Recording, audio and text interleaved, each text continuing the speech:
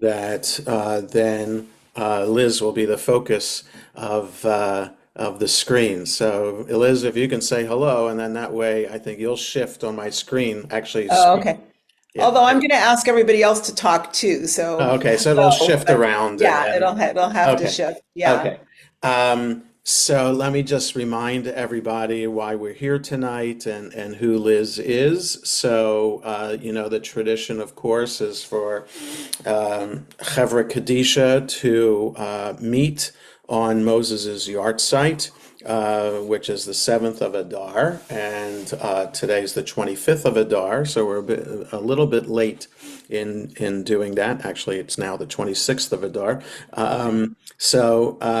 But we were supposed to have this meeting a couple weeks ago. Anyway, there was a question that came up a couple of months ago when we had tragically, we had four funerals over the course of 2 days, Mm. and our Hever Kadisha, both the men and the women, were was mostly the men, were put to work, and did yeoman's work in handling three out of four of those funerals. But a question came up about seepage. And so, since I know nothing really about the halachot of Tahara, I reached out to Kavod V'Nichum, which I think all of you know is the national organization for Chevrei Kadisha, and to see about possibility of getting a speaker to come in. So it took a while to figure out who to speak to there to get a speaker, but it all worked out, and we were connected with Liz. And you saw her bio, but let me just. She's a retired family physician living in Evanston, Illinois, and she serves on the steering committee of the Progressive Chevra Kadisha, which is a community Chevra Kadisha in Chicagoland, comprised of members of six different communities as well as unaffiliated individuals. And she's been involved with that Chevra Kadisha for 20 years. And is also personally involved in a post-denominational lay-led chavurah. So, really appreciate Dr. Liz Feldman being with us tonight, and I guess she would appreciate if we just unmuted ourselves and go around. I'll call on people to just say who you are and how long you've been with our Hever Kadisha. So, Marlene. Oh, And go ahead, Liz. may I add one? Yeah. And the other thing I would really appreciate if you would add, if you could help me understand a little bit more what the questions are that you'd like us to talk about and me to address. And if you have specific additional questions, I would appreciate that. I'll just take notes and we'll parking lot them and get to them after we go through Okay, the so the introduction. main question, which is the impetus for having you with us, is that question about how to deal with bodily fluids while Yeah. taking care of, Yeah. while in doing the tahara and dressing the mate or meta Yeah. and placing in the coffin. So, Marlene, unmute yourself and Okay. So, I just joined the Cover Kadisha. I think a little bit before COVID. So I don't have that much practice, and I don't think I've done one since. So I kind of feel out of practice. But yeah, and we just so I mean very honored. And we just did have a case where I was trying to get some women to do it, and it just happened that we just didn't have enough women with experience to do the last one. So hopefully, that would be remedied. I mean, some new people want to join, and I don't think I had enough experience myself to teach them, but it'll all be worked out. So so let me just a little bit of background for Liz's sake. If we're all volunteers and many of the people are still work, so it's clearly not everybody is available to drop everything to be able to handle a tahara. So there is the Greater Washington Chevra Kadisha, which is mainly an Orthodox group that will take care of doing a Tahara for the funeral homes that contact them for families that want a Tahara for their deceased. And so the funeral homes know that they can count on the Greater Washington Chevra Kadisha if our Chevra Kadisha can't handle it. And there are some synagogues, conservative synagogues in the area. I don't know about the Orthodox synagogues in the area if they have their own Chevra Kadisha, but there are a couple of conservative synagogues in our area that do have their own Chevra Kadisha. Mhm. And I don't know, they might have a bigger core of people to work with to always assure that they can have a Tahara.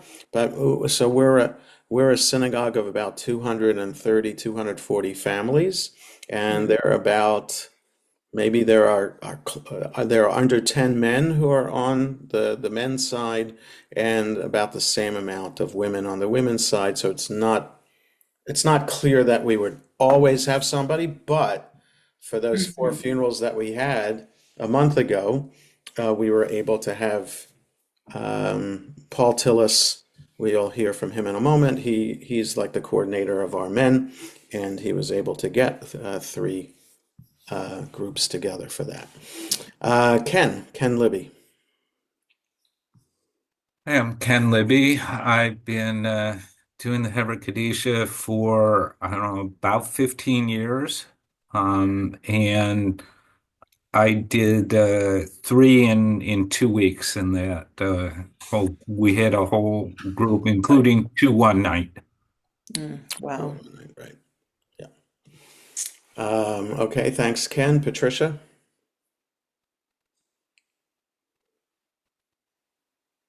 I joined over 20 years ago.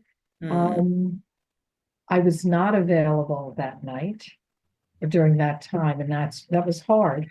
Um, and I just think we do the best we can, and our hearts are in it, and that's what it's mostly about. Right. Yeah. Uh, Sharon Kay. Sure. I don't remember how many years ago it is. It was when my mother-in-law died that I joined. Mm. But I No. wanted to Mhm. comment that it's been way over 10, going not quite as long as Patricia, but back pretty far. We lost the woman who really led our Chevra Kadisha group when Rita Rubenstein passed. Mhm. And it's been harder to she really rallied us and Mm. was a driving force for the women. We do have a coordinator of the women. Her name is Bess Teller, but she's not able to be on the Zoom call tonight. But yeah, so Rita Rubenstein and another Rita Friedman, were the two people who are really Mm. behind getting our Chevra Kadisha started. Mm. Paul Tillis.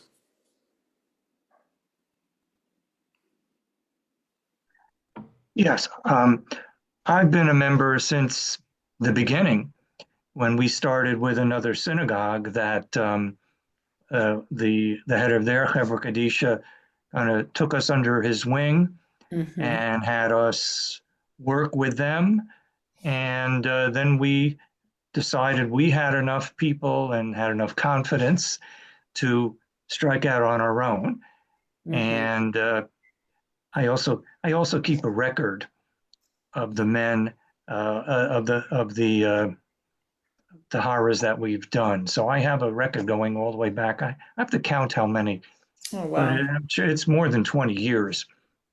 And yeah, I was one of the people that, we were talking about this one particular situation where the funeral home called me the next day and said, you guys left, there was leakage there. We were shocked. I sent an email to the guys that worked, and we were all shocked that it because we didn't leave it that way. Everything was fine. But we can talk about that. And a couple of the guys are on tonight that participated in that Tahara, and we can talk about it. But yeah, Jonah will email me. get together via email. And there are times where we just don't have enough people to do a Tahara. In that case, I'll call the funeral home and they'll call the Greater Washington people, and the Tahara gets done. Mhm. And Jonah and I had a conversation a couple of weeks ago also about there may be, yeah, many of us are now in our 70s, and there may be some more situations which we may not be able to handle, namely very large people. Because we had a lot of trouble with one or two of the May team that the last time, and so we were talking about that as we age. This, I guess, is a normal progression, and we're not getting any younger members. Okay. So Okay. yeah, Okay. okay. Dan Martyr. Yeah, so I've also been a member since the inception. I would say that with regard to the main topic this evening, if you could also comment, you probably are going to do this anyway, but the current conservative practice on the different levels of blood, and what we might have to do with that.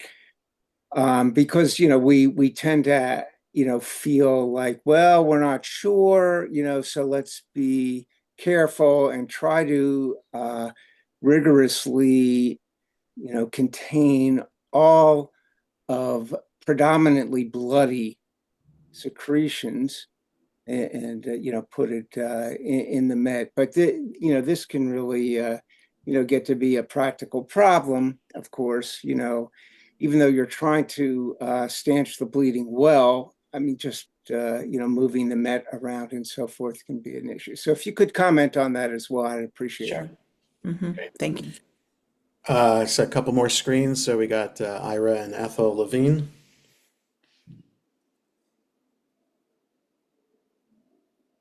If you can unmute yourselves. There you There go. we go. Well, we were on a trip in 1999 on a bus with you, Jonah, and we were talking about it. And I thought, well, this is a fear that I have, so I need to face it. And so I signed up, and I've been on it since then. And it's, I'm glad that I'm doing it. And so this is a technicality that the women have had to deal with the leakage. So I wanted to find out how to deal with it the best way. But with COVID and with various illnesses that I have had, I haven't had to deal with a Met for a long time. So I would like to get back into it now. But as Paul said, I'm not getting any younger. So, and luckily for the women, we haven't had too many deaths recently. So, but I want to be prepared. I want to know the right thing to do right now. And also, various funeral homes have little different traditions right now. So, or had anyway. So I want to know the right things to do. So anyway, back to Ira. So every single thing she said, except for the women part, applies to me also. We joined about the same time. And I guess one of the things that I'm very unsure about is under what circumstances to pull out plugs and tubes and needles. I always feel like leave it in, it's a mistake. But other people seem to feel that if it's at all possible, take it out. So I'd like to hear some sort of policy for that. Sure. I always feel like maybe we shouldn't do that. Sometimes it doesn't seem to matter. Other times it was like, whoops, maybe that was a mistake. Yeah. That's Okay. it. Thank you. Good. and Jeff Schwartz. So I feel like I might represent the younger segment of this group, Kol hakavod. Thank you. which is kind of funny because I just came from an industry event that was for all the young new people in the industry, which I was not one of. So I've been doing this, I think I started right around COVID, so maybe 4 or 5 years. I have really been a student of the folks that are well more versed than me. And I do have some emergency medicine background, so maybe that helps a little bit with some of the different things. But I'm open to all the questions that have been mentioned. I'm interested to hear any and all sort of tips and feedback. Great. Okay, thanks everybody, and Yes. take it away, Liz. So first, thank you for allowing me to be among you. Kol hakavod, all the honor and respect to each of you for the work that you do. This is, I like to think of us, all of us who engage in this holy work as being part of one chevra. Yes, you have your chevra in Maryland and I have mine in Chicago, and we're also part of one another's community for taking on and sharing in this work. With all due respect to you, Rabbi Jonah, I'm going to start by saying that the question of what are the halacha of these decisions and these taharas, actually, there isn't. So the only halacha related to tahara is the pouring of 9 kavim, the Talmudic measure, as we interpret it, approximately a 2/3 bucket, full bucket, is 3 kavim. So we do 3 buckets of pouring the water in a continuous fashion to simulate a mikvah. And saying tahorahi or tahorhu, and that's it. Everything else is minhag, is custom, which is therefore why there are such variances. You mentioned that the funeral homes have different customs. If you look across North America, and I've been at some of the Kavod V'Nichum conferences, which I heartily recommend to all of you, because you get to hear, this is kind of stuff that we don't talk about it all that much, right, out there in public. But to be with 150 people in a room, all of whom are part of Tahara teams and serve on a Chevra Kadisha, you get to hear. So Rabbi Joe Ozorowski, who is was one of the teachers of our progressive Chevra Kadisha when we started in 2004, he described he's an Orthodox rabbi, when he had a pulpit in Pennsylvania somewhere, he said, we were completely silent. We didn't use any other liturgy except Tahorhu. So, which is interesting, right? That's very different than us. We use a lot of the liturgy that's found originally in the Mavor Yabok, the book written by a rabbi in Italy in the 1600s. And the reason to me that that's important is what we say at the beginning. I don't know if you use the same one, but we say at the beginning, we say basically, we say, we are acting on behalf of the neshama of the mate, and we say, we stand here ready to begin our work. Before we do so, we ask for your understanding that we will do our best to prepare you for your final journey. Then we use the person's name and say, we ask for your forgiveness for any distress caused you during this tahara. So, and at the end, then we say mechila, right? We then ask for forgiveness from the mate again.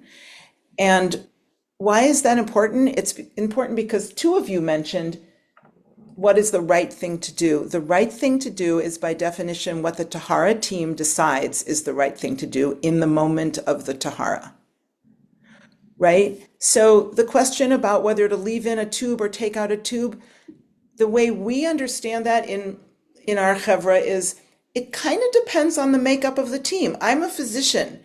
If I'm comfortable removing a Foley catheter from someone's urethra, deflating a balloon and removing the catheter, then that's the right thing to do in that moment. But if I'm not there, if we don't have someone with emergency medical experience or other medical experience or nursing experience on a team, then we would leave it in because we want to cause the least harm possible. So so I think like that's a really good philosophy to approach. Let me actually, I meant to give you a little bit of background about our chevra before I dove in here, and then you all got me so excited that I did just dive. So I'm going to take a step back and just say, so we have been in business since early 2005. And the way it started for us was actually a combination of people in a community saying, how come we are with a close member of our chavurah? How come we were with this person until the moment they took their last breath? We were sitting around her bed singing her melodies as she died. And then we showed up at a funeral 2 days later. What happened in between? And why weren't we there? Why weren't we part of that? So that was like evoked questioning on the part of our members. And then there was the rabbi, Peter Noble, of blessed memory, of a large Reform congregation in Evanston, who said, I want this for my community. It's community building. It's important. It's something that we as Reform Jews can reclaim. And he encouraged it. And actually he gave a drash from the Bima on Yom Kippur about the importance of Chevra Kadisha. And so those things kind of came together, and then we added in a Reconstructionist congregation, a conservative, traditional egalitarian minyan, and 2 other Jewish communities and my Chavurah. So that's how we wound up with the 6 groups whose members serve on our Chavurah. So we have about 45 to 50 women and 25 men on our Chavurah. And I'm delighted to say that my daughter, who's 33 and who's a social worker for Jewish Child and Family Services, serves on the Chevra.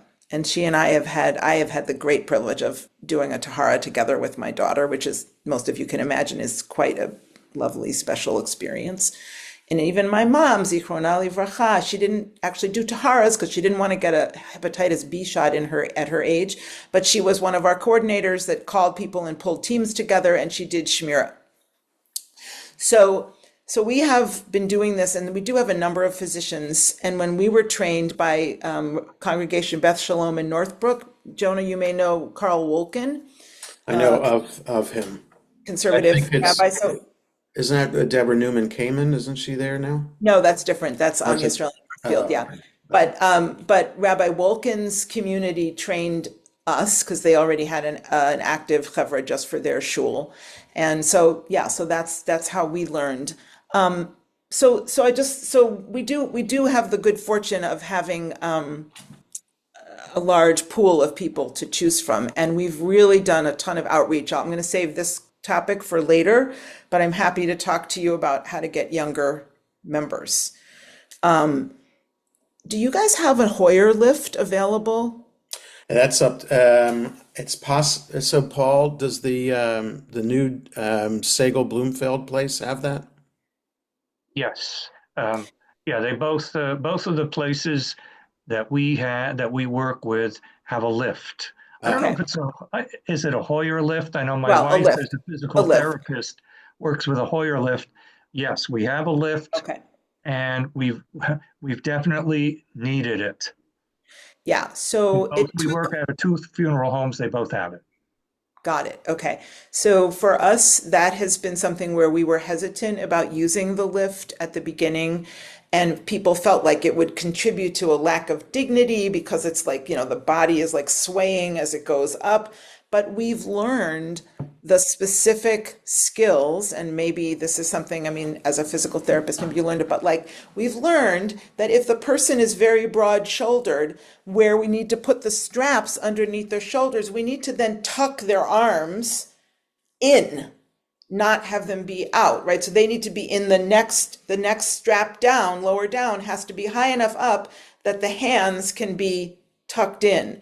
And so we've practiced and we've learned how to use every aspect of the lift so that we save our backs for that, what has been alluded to, that older or younger, many people younger than me have back problems too, and it's really, really hard to bend over and lift and transfer into the aron, even if we sometimes have 5 or 6 people because we have people that are learning.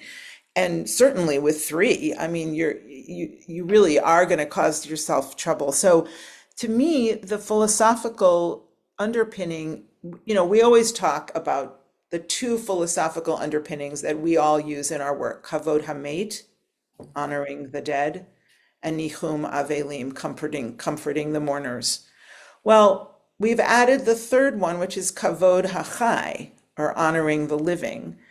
And that is to say, both honoring the team members, which is protecting our physical health, protecting us from, contamination with secretions, which I'll get to in a moment, and also, just being, so if someone doesn't feel comfortable doing a particular tahara in our circumstances, like for example, the Progressive Chevra Kadisha will perform tahara in the event that someone is being cremated.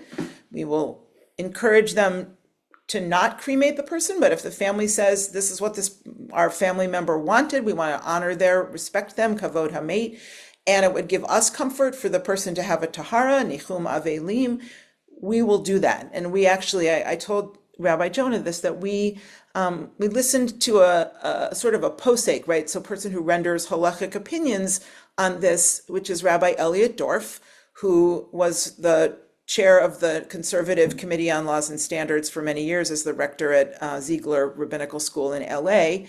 And what Rabbi Dorff says very overtly is, do the most Jewish thing. So he says, if somebody's going to be cremated, you try to dissuade them. If that doesn't work, you do the tahara from start to finish. You wash, you pour water, and you dress in tachrichim, in shrouds, and then you leave. And you don't do anything to facilitate or accompany the mate to the crematorium. So we took that on with the caveat that if any of our members don't feel comfortable and would prefer not to do a tahara for someone who's being cremated, that's also completely fine, and that they shouldn't feel guilty or any kind of burden on them in that situation. So kavod hachai is an important element of Chevra Kadisha work, in my opinion. So with that being said, let's turn our attention to these issues about secretions. Again, I think it was Patricia who said, we do the best we can, right? And apropos of whether you remove a plug or not, a catheter or a tube or not, it's the same thing goes. Now we do you guys have Mansell's solution? So Mansell's is, I think it's like sodium bisulfate or something. It's a chemical solution. It's a brown solution that staunches blood. It's like better than a styptic pencil that men use when they cut themselves shaving. It comes in a little glass bottle, and you stick a Q-tip in it. And if there's an area that's bleeding, you can use it, and it will coagulate the blood with the chemical substance that's in there. So it essentially forms a clot. Now, if there's seepage that's consistent from the GI tract or from the rectum where it's keeping more blood is going to come out, that's not going to hold it. But if there's a wound, then Mansell's solution, it's MONSEL''S, and I can find out, we do most of our taharas in one, it's called Chicago Jewish Funerals, one funeral home, and they supply it for us. But I'm pretty sure you can get it like in a surgical supply or something like that. Anyway, so that's one thing we do. We also use Tegaderm. Are you familiar with that? I should have brought these to show you. So Tegaderm is a bandage that goes over a wound or a sore, a bed sore, that kind of thing, that is clear and protects the skin, right? So obviously, I'm sure you do the same thing, which is we don't want to do anything that would contribute to damaging the skin in any way. So sometimes what we'll do is we'll clean an area very gently, and if we see that it's oozing a little bit, but it's not necessarily blood, it's just kind of like serum, then we'll put some gauze, and then we'll put the Tegaderm over it. And the Tegaderm, the way the bandage works is that there's like an outer strip. So when you're removing the strips, it makes it very easy to apply it, and it's sticky on the inner side. So it adheres to the skin. and then we leave that on. Excuse me. So having, But Liz, the I have a one, question. please. I thought that a couple of the times I've done them, we've actually, maybe in hindsight, mistakenly tried to remove a small bandage or something, and sometimes that causes it, the oozing, bleeding. I thought there was a concept that those sort of, if we didn't think it was going to cause harm, they needed to be removed. That's a really good question, Jeff. Thanks for asking it. Yes, I think that's true. And if it looks like this is a very elderly person with very thin and fragile skin, chances are that removing that bandage, as you said, is going to cause further damage to the integrity of the skin. And so that's a situation where the halacha is right according to the team looking at that particular area, and the most experienced, the most medically sophisticated person is going to make the call. What I do is I'll usually say, I think we should leave that bandage. Is everyone comfortable with that? Are you okay with that? So like I want consensus from the team if I'm the Rosha, which I'm not always. So, and sometimes I will be turned to as a physician and say, and people will say, well, what do you think about this? My general approach is to not interrupt and cause more damage to the skin. I recently did a Tahara actually with a new chevra in Boston. My grandkids live outside of Boston, so I've joined the North Shore Chevra Kadisha there as well. And the funeral director told them, he's a third generation Jewish funeral director, and he said, leave the colostomy, leave the bag, right? And there was stool in the bag, and there was a very secure ring. And does it mean that when we poured the water that there was a little area of the skin that didn't get cleaned? It does mean that, right? So if you leave a bandage, Jeff, and when you initiated this question, yes, it does mean that there's a small section that you haven't officially poured water on. Although if it sometimes with a bandage, like, when you put a Band-Aid on, like the part that's actually covering the area, you can actually sometimes, you could slip water through there. So I think in those situations, if the risk is that you're going to cause more damage to the to the matex at that point, then you leave it. And at the end, you ask their forgiveness and say, we're sorry if we did this wrong, right? But there really isn't a wrong, as long as you're approaching it with intentionality and with careful thought, right? You're not just rushing in, let's do this, let's do that. You're stopping and you're thinking about it. I think then it's right. By definition, it's right. So Liz, you said, so I've never participated in a Tahara with a colostomy bag, but you're saying that we should leave it? Yeah, that's what Okay. yes, because to remove the ring, there's like a big seal. It's not just a little ring, it's like about a good inch thick all the way around circumference. To remove it, first of all, then you're going to have an oozing stoma. Mhm. And that can cause, and there could be damage to the skin around the stoma, which you would cause more damage if you're starting to remove it without necessarily knowing what Mhm. you're doing. So Mhm. it's like in the do no harm or do less harm category, that was, and in fact, it was interesting because that's a young new chevra, and nobody on the team that came in until I joined them was a medical person. And that was where the funeral director had, his own 20 years experience of working with the deceased, and he made the call. And he basically recommended to them that they not. Mhm. Because we also, one of the Taharas we just did, there was a trach tube. And so we took out one piece of the trach tube, but left in the main part because Yeah, we didn't want to disturb that. you didn't know how far down it was going. Yeah, Right, totally. right. Yes, Ira. Yeah, 100%. Ira, you had a question? Um, yes, Ethel once told me that under some circumstances, the women put a lining or something on the bottom of the coffin. We've never done that.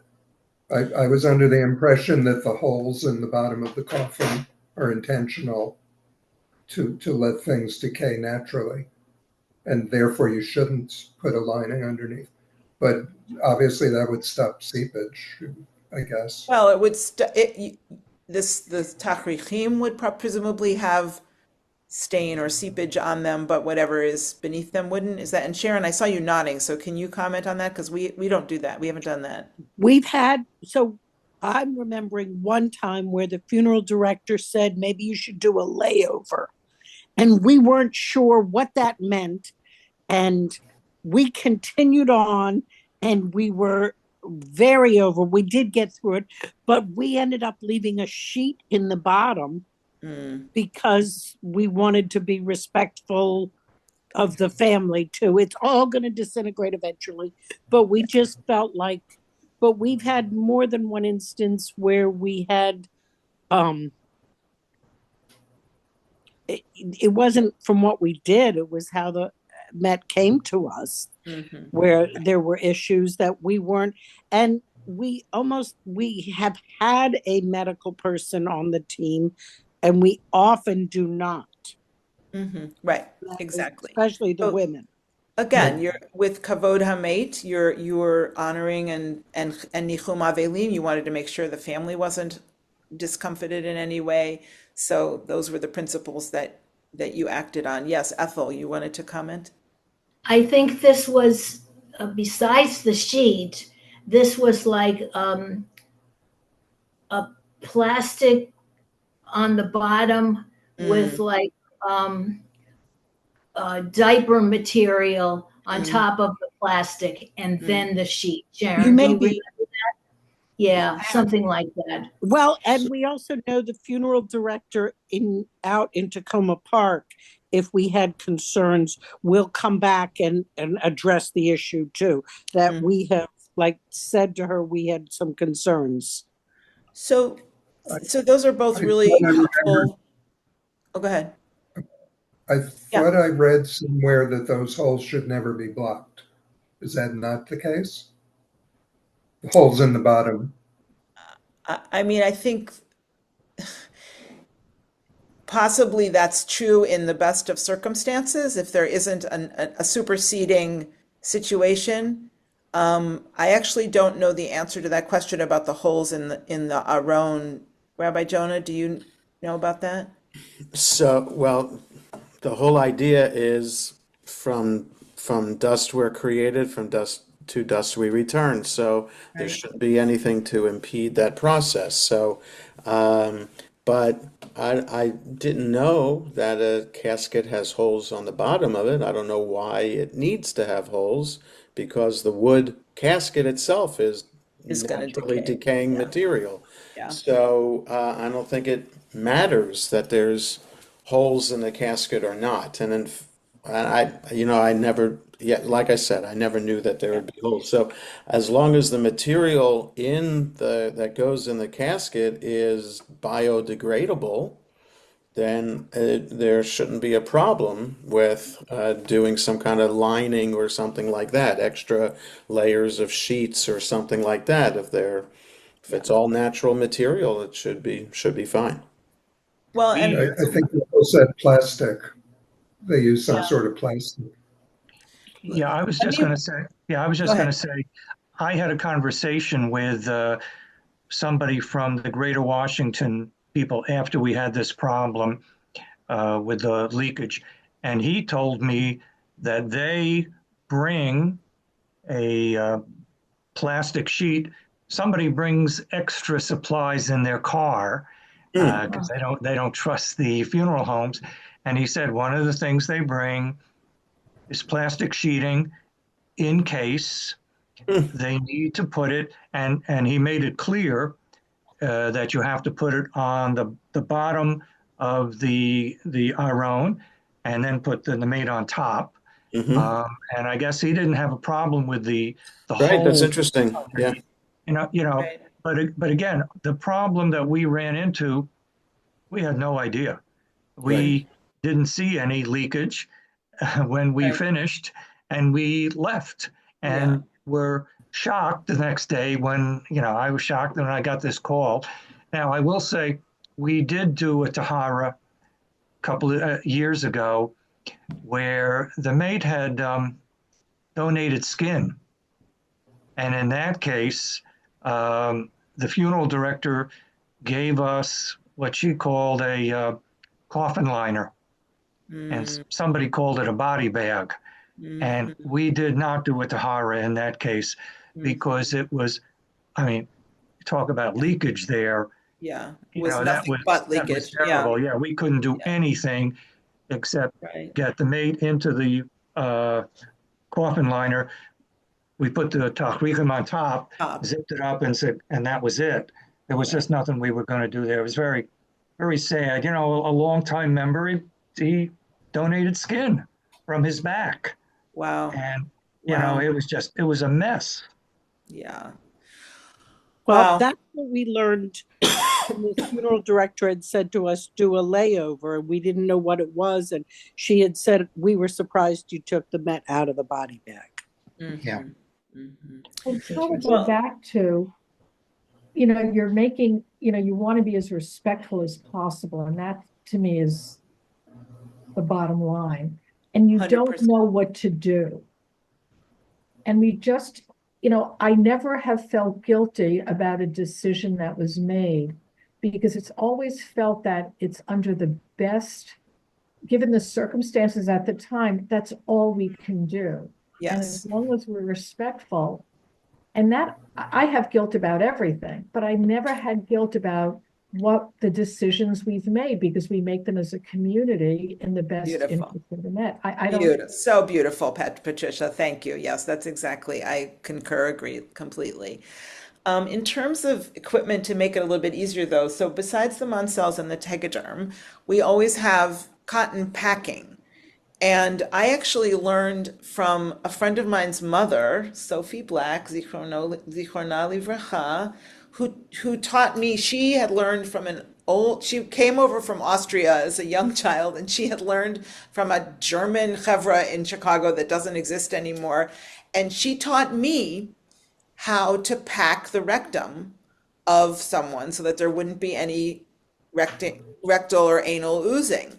So she just, took the cotton batting and inserted it with her finger into the anus until she got far enough in that it stayed in. The same thing would be true for packing the vagina in the event that someone was menstruating, or had seepage. I'll give you an example of a challenging Tahara that we had a number of years ago. It was a young trans man with female genitalia who had decided, he and his partner, his spouse, had decided that they wanted to have a child. So he had gone off of his testosterone and had been restarted on estrogen, and he was menstruating. So this was a male Tahara team with two physicians of the four that were there, one trans man who was in rabbinical school at the time. So it was a very carefully selected Tahara team. Everyone knew the circumstances that they were about to encounter. And it was very tragic. He was someone in his late 20s or early 30s. And the whole circumstances were challenging. And they used cotton packing to pack his vagina so that he wouldn't bleed. So,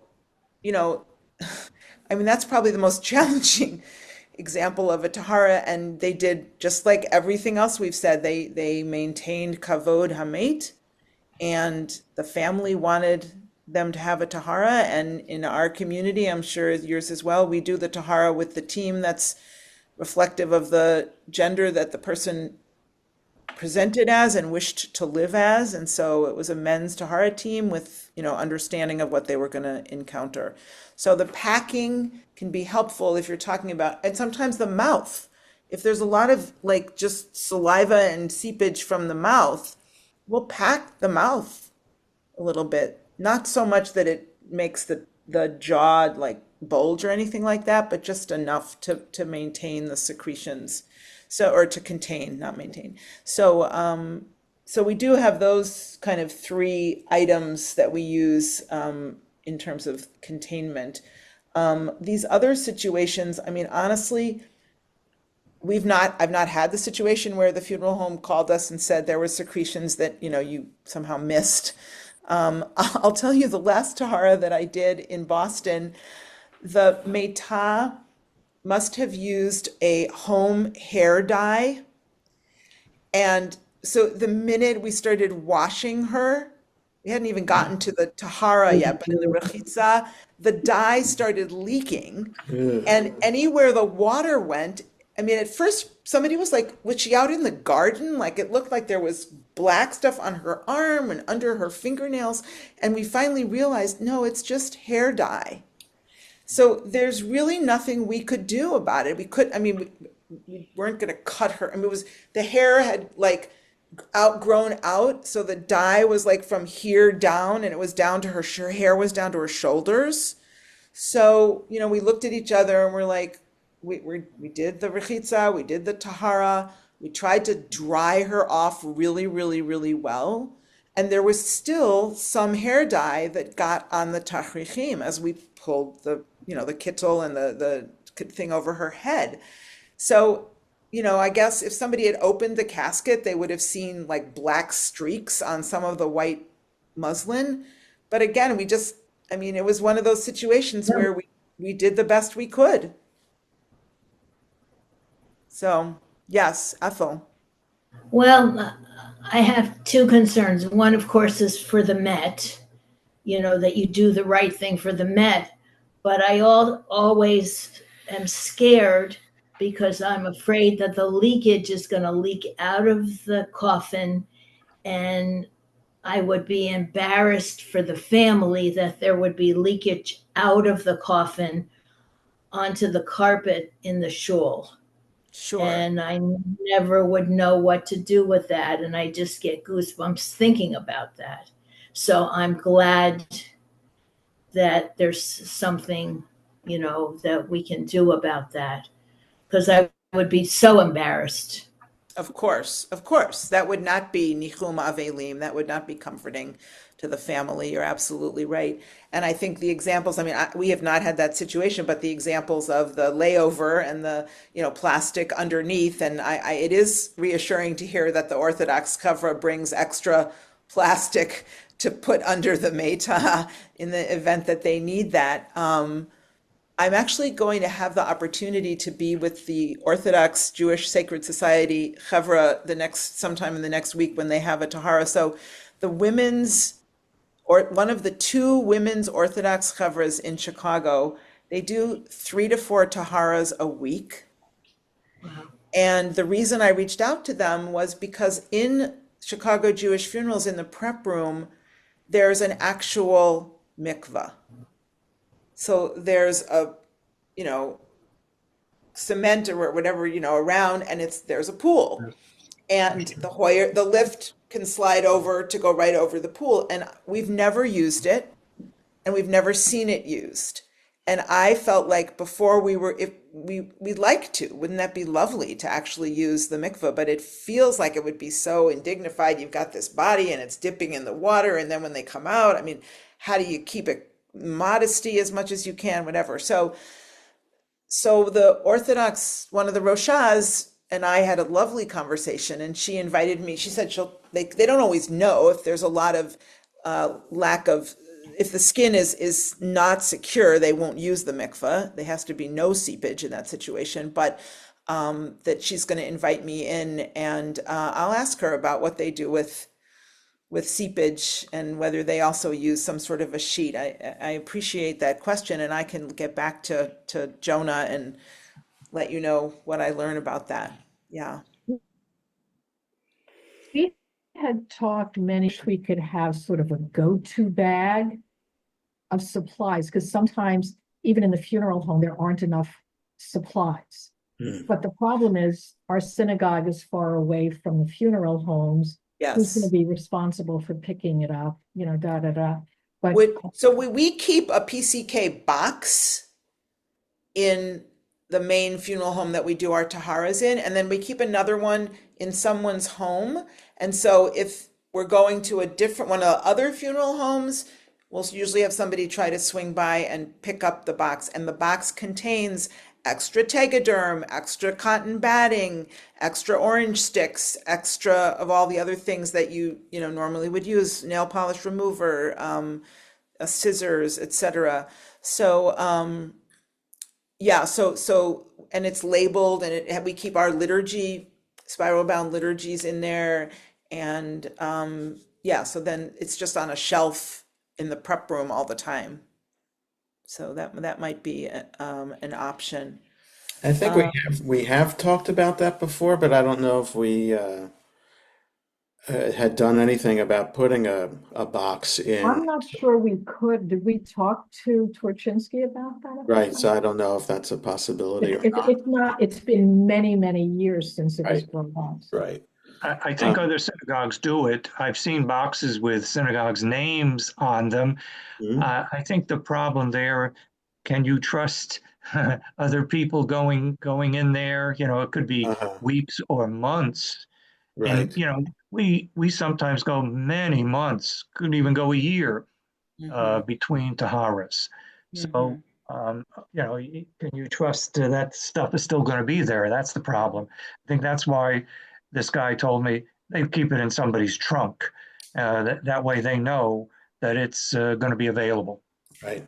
But has it been an issue to that at the two funeral homes that we work in that there's well at the new one, the new building of Sagel Bloomfield, is are there adequate supplies there? Oh yeah, yeah, it was, we were very impressed. And also there is a mikveh there right next to, yeah, we saw that. And the Hoyer lift can be used to To lower slide it, somebody into yeah, the mikveh. Yeah, it's the yeah, first time I ever saw that. And I said, wow, yeah, interesting. Because this yeah. is it's a funeral home that has recently moved to new quarters. And so everything's brand new, Hmm. and it's very nice. And and there was plenty of stuff. Beautiful. I Yeah, I think the mean, what they biggest told me about the mikvah is, she said we keep the body, we keep the matah covered with a sheet, you know, as soon as they're in the lift, and while we're moving them over right in front of the mikvah, while we're moving the cover off the mikvah, we remove the sheet at the time we're actually dipping. We say Torahi, and then once we lift her back out again, we immediately put another sheet and to move her back to the table to then dry her off. So I'm hoping to look forward to that. Yes, Ira.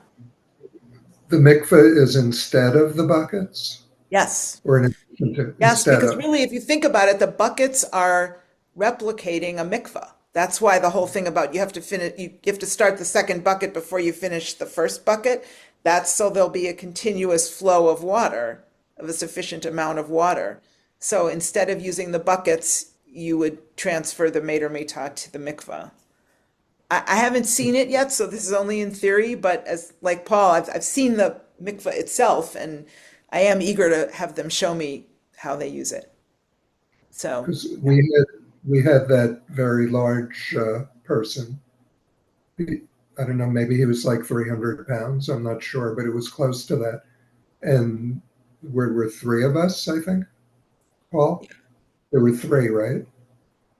I know we had a lot of trouble turning him. We had to use the straps to mm, Yes, we couldn't, we there were couldn't four rotate. of us, and it was very tough. hmm, Yeah, yeah, we had a lot of problems. That's when I spoke with Jonah about, yeah, maybe very, very large individuals, we may have to pass pass over to the Greater Washington people. We I we mean, is there used an, oh, sorry. But we did use the lift to do, straps we to did use the raise lift to him. do everything. Yeah, right, Instead of turning him, we right. raised him up, Remember, worked we couldn't, him. because we couldn't do anything. Yeah, I want to offer to you, I mean, this was the first time in 20 years that someone from the PCK had actually had interaction with one of the Orthodox covers in Chicago. And I mean, at first she said to me, now, where are you from? The what? The Progressive Chevra Kadisha, and who are you and what, and I explained, and she said actually most of the Meitas that they take care of are not from. That was interesting. And then she told me the number that they do, several a week. And so I can't wait to be able to join them in one of their Taharas and just observe. I don't know if there's any relationship. If you have a Tahara from your congregation that you are unable to provide a Tahara for, and it gets turned over to the Greater Washington, would one of you, Paul, would you be would you be able, could you ask them to join them? We have not, and I'm not sure I'd feel comfortable, and I don't think they would feel comfortable. It's more Okay. they get called, they do it. We Yeah. get called, we do it. Yeah. But I will say, I did get the phone number. I called them. They were very nice. I spoke to them. They were very helpful, Great. respectful, very helpful, Great. and they're very nice about it. But we were not talking about participating in a tahara. Right. We were Well, just I kind talking of, about nuts and yeah, bolts. sure. I kind of had to like use the lingo so that she would know that she's like, do you do what we do? I'm like, yep, we do rachitza, we do tahara, we do tachrichim. I use the, like the more from pronunciation of the words. And, Mhm. I just let her know that we were conversant with the liturgy and, we do all the same things that she does, that they do.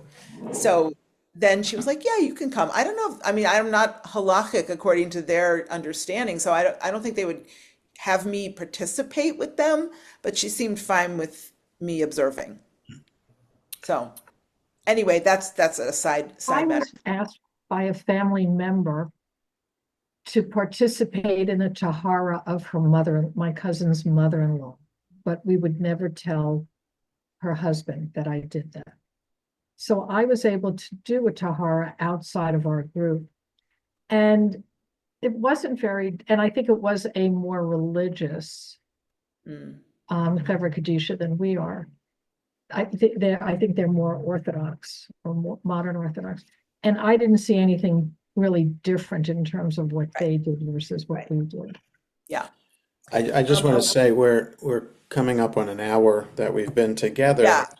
I just want to be respectful of Liz's time with us. So Well, I want to be respectful of all your time. I yeah, want to make one remark about younger members and yeah. and Okay, the great. door vador here. So, because I think that's really important.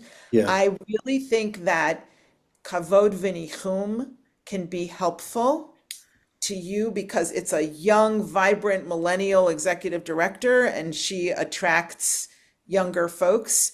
And what my daughter told me, who's 33, who joined the Chevra like 5 years ago, I think, it parents of small children, it's not a teachable moment for them to become members of a Chevra Kadisha right. and to deal with it in the evening and everything. But the ones who have not yet had kids, and maybe they're in grad school or are engaged Jewishly, maybe be the people that lead like a traditional egalitarian minyan, those kind of young folks, those that do the Ma'agal Maryland, the song circle. I mean, I think you could engage. I mean, that's to me, those are the populations, the demographics that we Yeah, in. but yeah. So, but our chevra was started by synagogue members to take care of synagogue members. So, we've always, our Chevra Kadisha has always been comprised of people who are members of the synagogue and not outside people. Mhm, So that would be something that we'd have to think about as to mhm, do we open this up to the community? So that we would have to talk amongst ourselves about that. Oh, and if we, I think we would do that only as a last resort if we don't have people in our own congregation who are newly empty nesters or have children in high school who that might be more flexible to be able to right. to join our Gotcha. group. So I think it's a matter of brainstorming with our group about people in the shul to do it. Because your Chevra Kadisha is a community-based Chevra Kadisha that serves that particular area of Chicago. Understood. Yeah. Ours is a shul-based Chevra I just Kadisha. want, are they possible that there are people who are not yet members of the shul who actually might enter through their participation in the chevra and who then might join and become members? Yeah, so the demographics in our area, so there's the District of Columbia, and then there's our county is borders the District of Columbia, and where our synagogue is, we're like we're 15 minutes beyond the end of the metro line. I see. I So, see. so we're not really on the commuter system, and the young people are living in either the District of Columbia itself or the very close in, like downtown Silver Spring or Bethesda or Tacoma Park, and we're like a half hour, 45 minutes away from that. So, yeah. So, Okay, well, I wanted to close, and if everyone would unmute, that we might say the closing mechila together, which is really the intention for all of the work that we do. So if there were any difficult or unexpected circumstances with the actual body of the mate or meta, we did the best we could, and then we would say at the end, leaving out the name for a moment here and starting with we ask, if we could just all say this together. yes. We ask Yes, Mechila Mechila, for For any any indignity indignity that you you may may have have suffered at suffered our at our hands, hands, despite despite the the loving loving care care and care and concern concern that Concern we we we we exercise exercise exercise during exercise at during Tahara. this in time. Tahara. All right. Well, thank you very much, Liz, for being with us this evening. This has been very educational. And Wendy Abraham came on yeah, just like 20 minutes ago. She's also a member of the Chevra Kadisha. And just want to thank you, Liz, for being available for us and for sharing your experiences with us and your wisdom. And thank everybody in our Chevra Kadisha for being available tonight. And so I'll send out the recording to you, Liz, and Great, to thank you. Sarit from Kavod V'Nichum, and to our group as well. So Yes, and just thank you for the work that you all do. It's so important and so meaningful, and we all need to take care of each other. I really encourage you, if you're not already getting the newsletter from Kavod V'Nichum, you go to kavodv'nichum.org.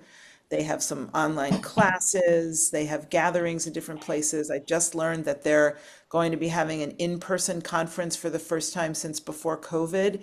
It's going to be November 7th through 9th at Camp Ramah in Ojai, California.